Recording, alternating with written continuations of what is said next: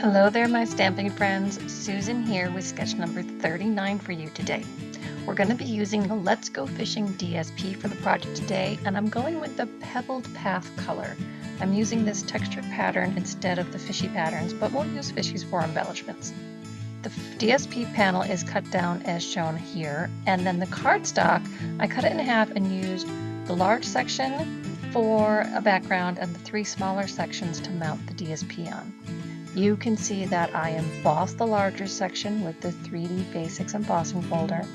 I stamped my sentiment with the So Sincere stamp set in Moody Mauve on Very Vanilla piece, and then I die cut it with my Stylish Shapes die to make a little banner.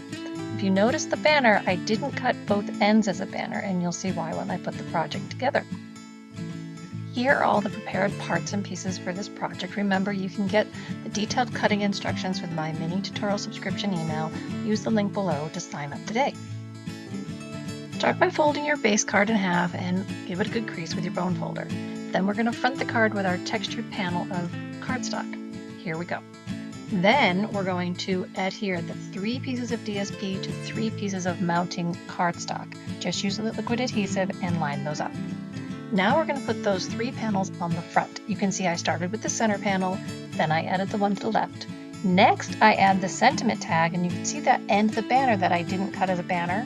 It's going to be tucked behind that 3rd panel of DSP. So here is the card before the fish. I'm going to add those fish with dimensionals. I did use mini ones because they're kind of small. Here's the finished project. What do you think? I think it's kind of cute. A little different. I love that net background.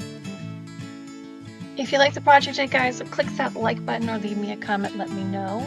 Always subscribe to the channel if you haven't done so already, and my newsletters are open for your subscription as well. Everything you need can be found in the comments below. I'll see you again real soon with the next project.